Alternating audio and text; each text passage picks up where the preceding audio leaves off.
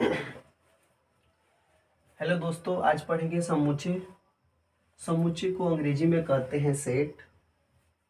समुच्चय की परिभाषा होती है वस्तुओं का सुपरिभाषित संग्रह समुच्चय कहलाता है। ऐसे में समुच्चय का एक नया नाम नोट कर लीजिएगा। समुच्चय का दूसरा नाम समुच्चय का दूसरा नाम कुलक है।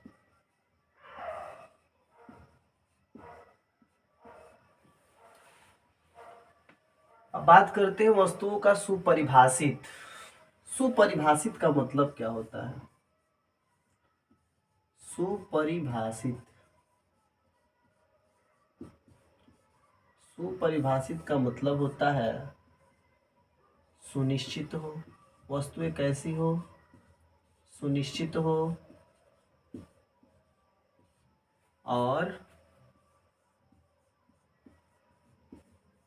अस्पष्ट हो। जैसे आपसे पूछा जाए कक्षा में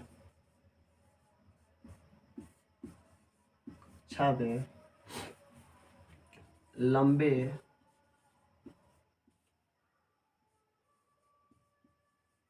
विद्यार्थियों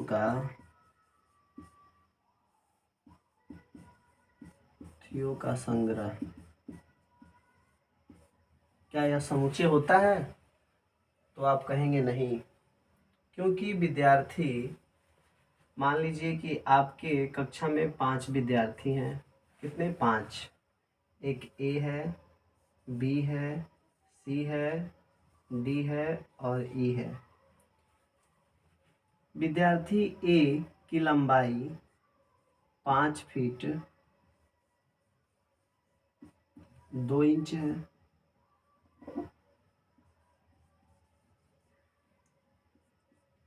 इसका 5 फीट 1 इंच है। इसका 5 फीट 1.2 इंच। इसका 4 फीट 5 इंच। ये 4 फीट 9 इंच। अब बताइए इसमें कौन से विद्यार्थी लंबे हैं? तो कभी भी विद्यार्थी एक ही लंबा हो सकता है। तो ये क्या समुच्चय कहलाएगा? तो हम कहेंगे यह समुच्चय नहीं कहलाएगा। यदि आपसे पूछा जाता कि 5 फीट से अधिक विद्यार्थियों का संग्रह समुच्चय कहलाएगा, तो आप कहेंगे बिल्कुल। कहेंगे कि इसमें ए, बी और सी ऐसे छात्र हैं जो 5 फीट से अधिक हैं। तो इस प्रकार के संग्रह को हम क्या कहेंगे? समुच्चय कहेंगे। ठीक है। अगर आपसे पूछा जाए कि बलिया में गरीब व्यक्तियों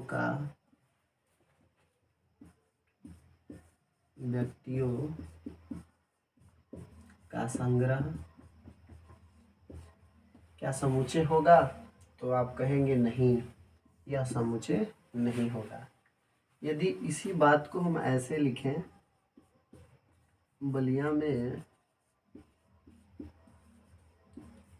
करोड़पति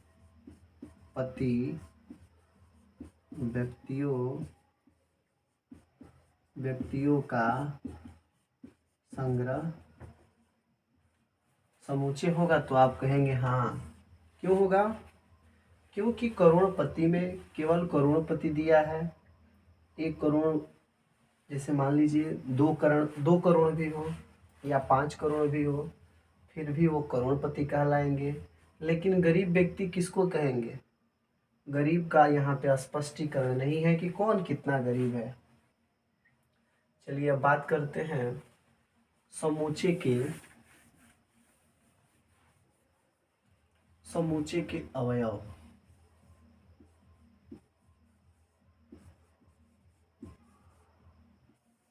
समूचे के अवयव इसको अंग्रेजी में कहते हैं एलिमेंट ऑफ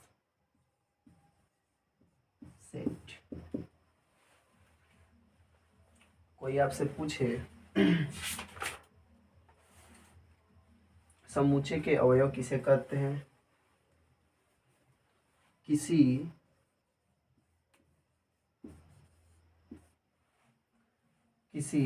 समूचे में संग्रहित किसी समूचे में संग्रहित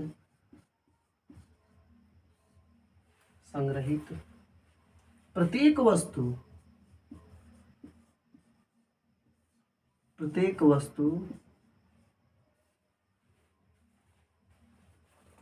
उस समूचे का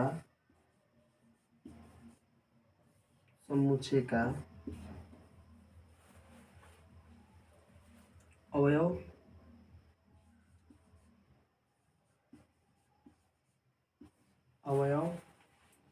अथवा सदस्य कहलाती है,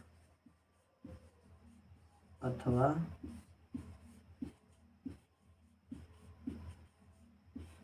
सदस्य कहलाती है।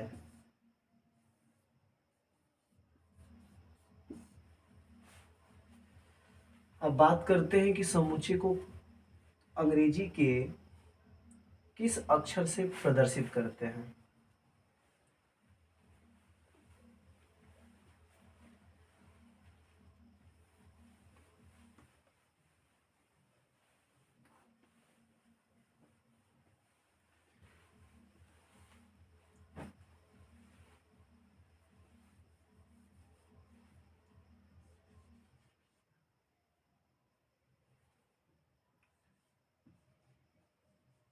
समूचे को अंग्रेजी के बड़े अक्षरों से प्रदर्शित किया जाता है। अक्षरों जैसे A B C dot dot dot Z प्रदर्शित किया जाता है।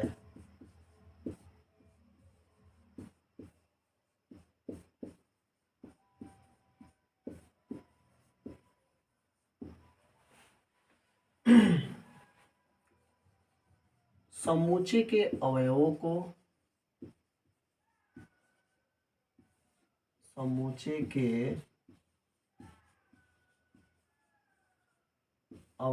को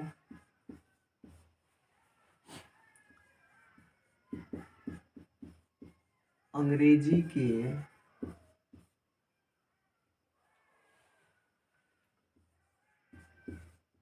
छोटे अक्षरों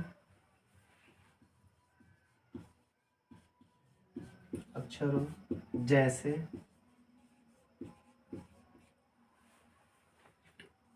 A B C D and so on Z से प्रदर्शित किया जाता है।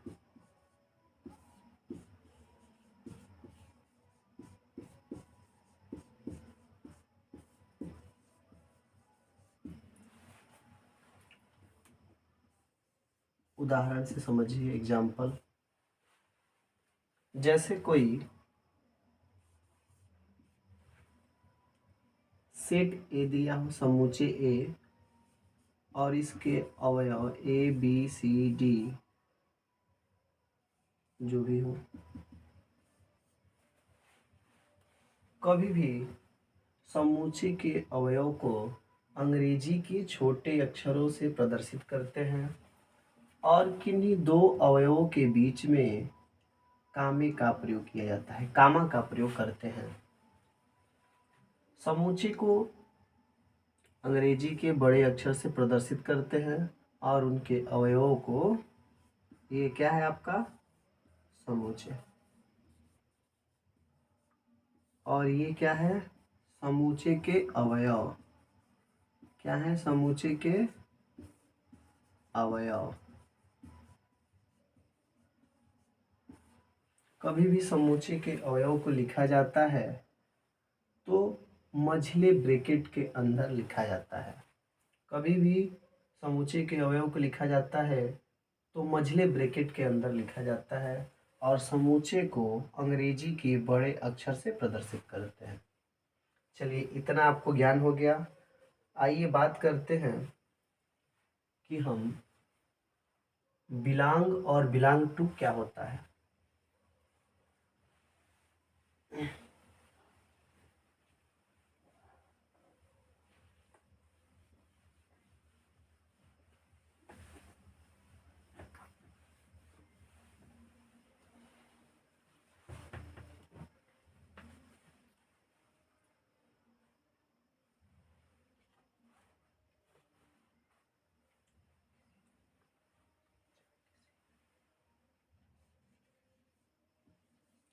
समूचे में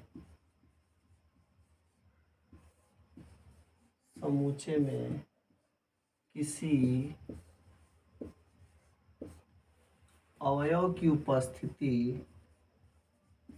अवयव की उपस्थिति दर्शाने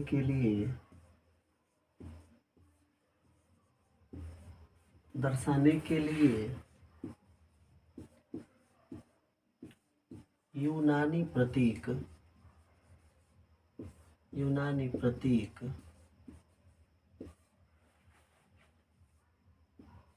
इसको कहेंगे हम अंग्रेजी में बिलोंग टू का प्रयोग करते हैं,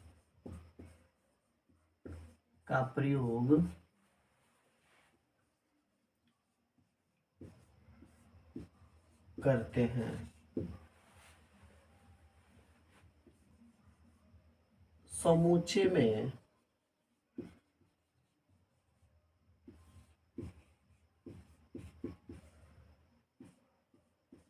किसी अवयव की अनुपस्थिति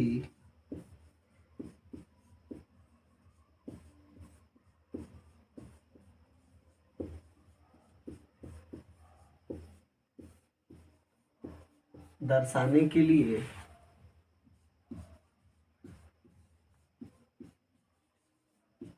यूनानी प्रतीक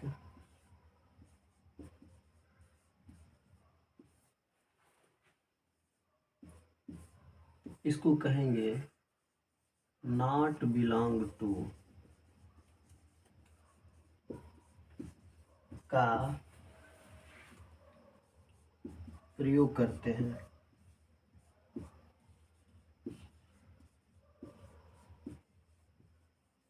चलिए आइए इसको उदाहरण से समझते हैं। एग्जाम्पल, यदि कोई सेट ए बराबर 1 2 3 4 5 दिया हो और आपको दे दिया जाए 2 belong A, 2 belong to A, 4 belong to A, 6 belong to A, तो आप क्या कहेंगे? इसका अर्थ ये हुआ कि अवयव 2 समूचे ए का अवयव है। 2 जो है समूचे ए का अवयव है। तो हम चेक करते हैं कि देखिए समूचे ए में 2 है कि नहीं। तो यहाँ पे देख रहे हैं कि 2 है, इसका मतलब हम बिलोंग टू का प्रयोग करेंगे। 4 ए का अवयव है कि नहीं। समुच्चय ए का अवयव 4 देखिए यहाँ पे है, 4 है, इसका मतलब हम बिलोंग टू का प्रयोग करेंगे। लेकिन 6 समुच्चय ए का अवयव है कि नहीं। अब ए में देखेंगे 1 2 3 4 5 है, लेकिन 6 नहीं है, तो यहाँ पे बिलोंग का प्रयोग नहीं करेंगे, यहाँ नॉट बिलोंग टू का प्रयोग करेंगे। चलिए आज हमने जाना बिलोंग और बिलोंग टू। इसके बाद बात करेंगे समूचे का निरूपण। समूचे का निरूपण कितने विधियों से किया जाता है।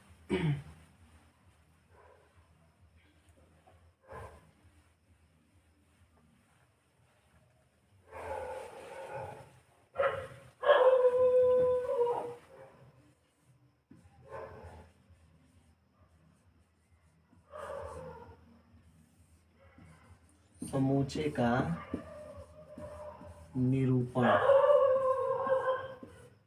Representation of set. समूचे का निरूपण, समूचे के निरूपण को हम कहते हैं representation. Represent PRES presentation of set. Representation of A set, of A set. समुच्चय का निरूपण हम 2 विधियों से करते हैं। पहला है तालिका विधि। तालिका विधि जिसको हम सूची विधि भी कहते हैं। क्या कहते हैं? सूची विधि भी कहते हैं, और इसी को हम रोस्टर विधि भी कहते हैं।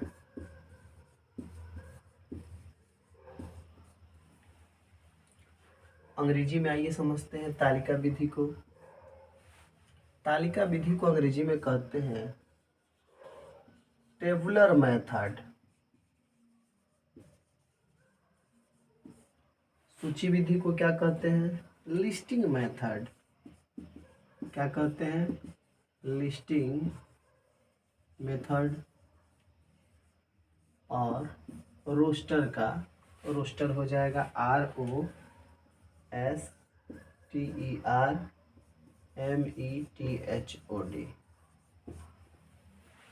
ये पहली विधि हो गई तालिका विधि, जिसको हम सूची विधि भी कहते हैं, रोस्टर विधि भी कहते हैं।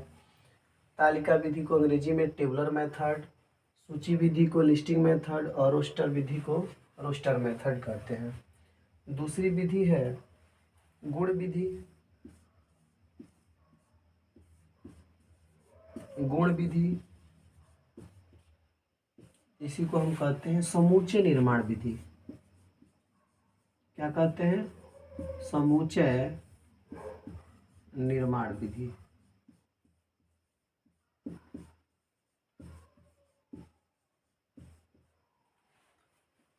आइए इसको देखते हैं अंग्रेजी में क्या कहते हैं। गुण विधि को कहते हैं प्रॉपर्टी मेथड। क्या कहते हैं? Property method. और समूची निर्माण विधि को कहते हैं सेट बिल्डर था। Set builder method.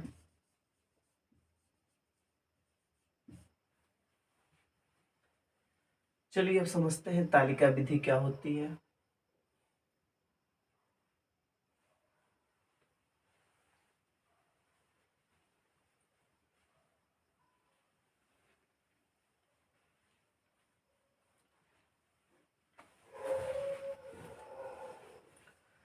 तालिका विधि के बारे में बात करते हैं।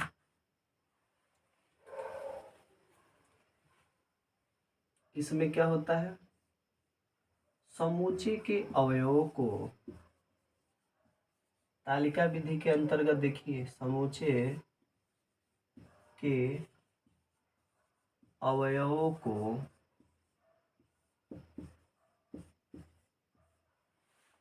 समूचे के अवयवों को मझले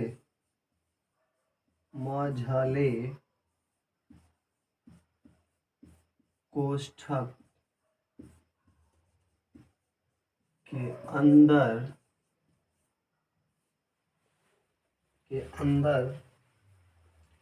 अलग अलग लिखकर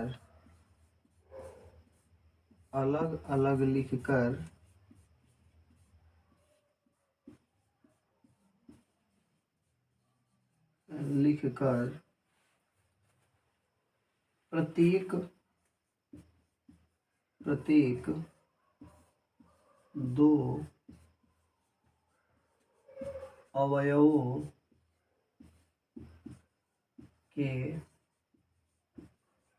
बीच में कॉमा यानी अर्धविराम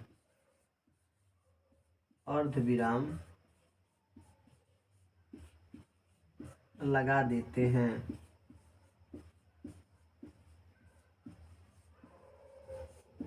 चलिए समझिए इसको एग्जाम्पल से।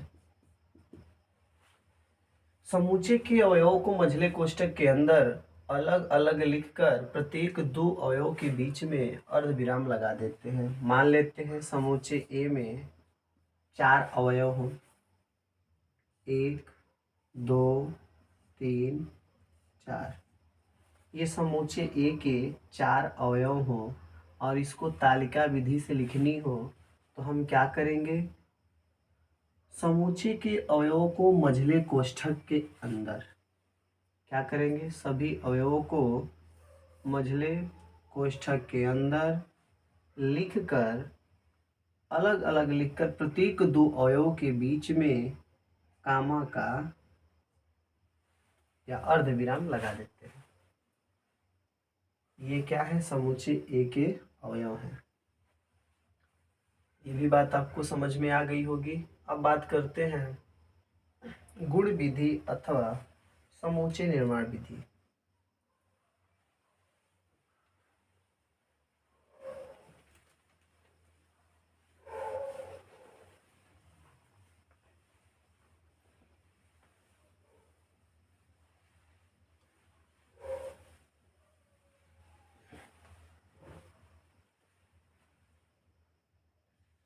दूसरी विधि है गुण विधि।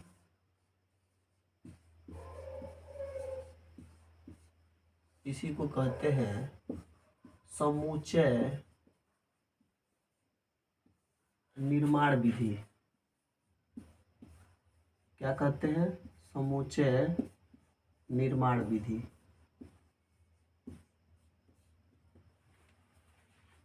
गुण विधि को अंग्रेजी में कहते हैं प्रॉपर्टी मेथड और समूचे निर्माण विधि को कहते हैं सेट BUILDER बिल्डर मेथड। इस विधि में क्या होता है, जब भी समूचे के अवयवों को लिखना हो तो समूचे को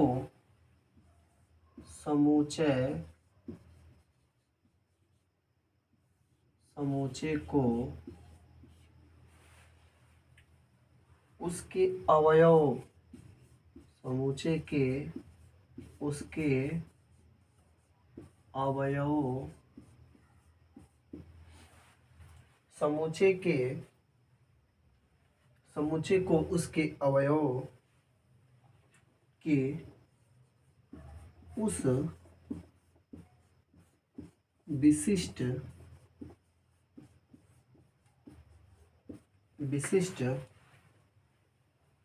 या विशेष द्वारा अवयव के उस विशेष विशेष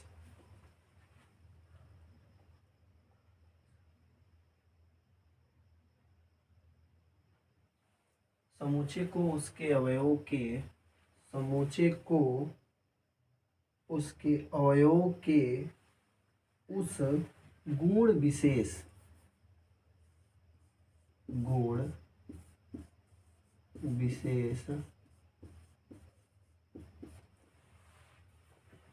विशेष द्वारा निर्दिष्ट किया जाता है।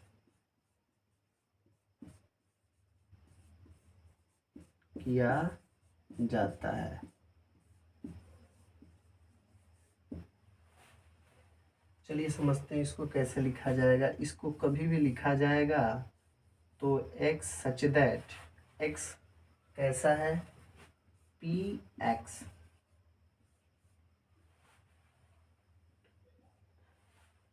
इसको कैसे पढ़ा जाएगा,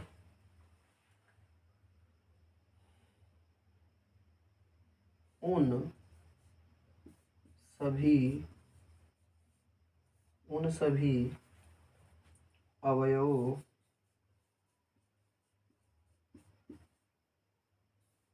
x का समुच्चय जो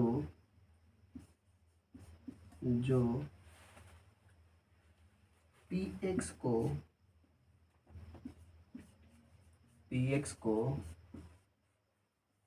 संतुष्ट करता है।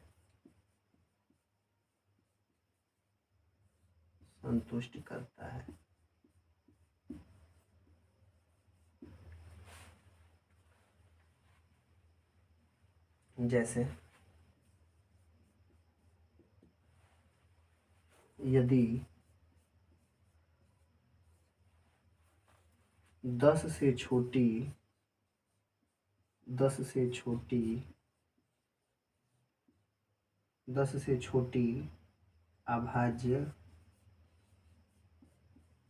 अभाज्य संख्याओं का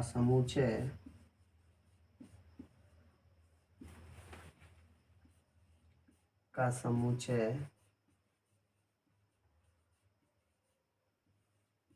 ए है, तो इसको इस विधि से कैसे लिखें। चलिए आइए देखते हैं। सबसे पहले क्या करेंगे, लिखेंगे समुच्चय ए बराबर मझले ब्रैकेट में लिखेंगे x सच दैट, इस चिन्ह को कहते हैं सच दैट x ऐसा है।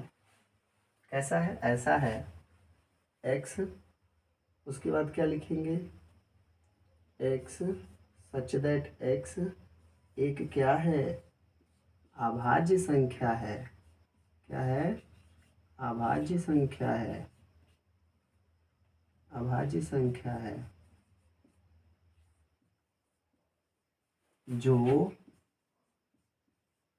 जो 10 से छोटी है।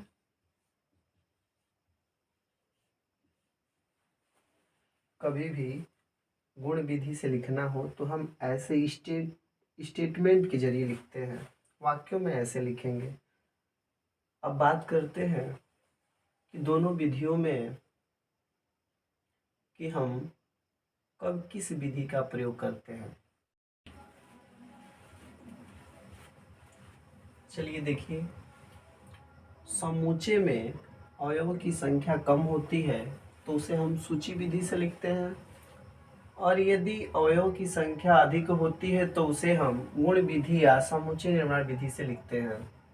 एग्जाम्पल में हमने लिखा a बराबर 1 2 3 4 5। चूंकि इसमें अवयवों की संख्या बहुत कम है तो इसलिए हम इस विधि में सबसे छोटी विधि यानी सूची विधि के रूप में हम लिख सकते हैं। और यदि यही अवयव की संख्या काफ़ी ज़्यादा हो तो उसको इस प्रकार लिखना क्या है, कठिन है। इसलिए हम इस विधि को हम गुण विधि से लिखते हैं। चलिए हमने यहाँ समझा दिया। जैसे a बराबर 1 2 3 4 5 6 एंड डॉट डॉट डॉट 100 तक है, तो इसको हम समूची निर्माण विधि या गुण विधि से कैसे लिखेंगे? तो a बराबर मझला ब्रैकेट में लिखेंगे x सच दैट x क्या है? एक प्राकृतिक संख्या है जो 1 से शुरू होती है और वो 101 से कम है। 101 से कम मतलब 100, यानी कि 100 शामिल है। इस विधि को हम गुण विधि या समूचे निर्माण विधि कहते हैं।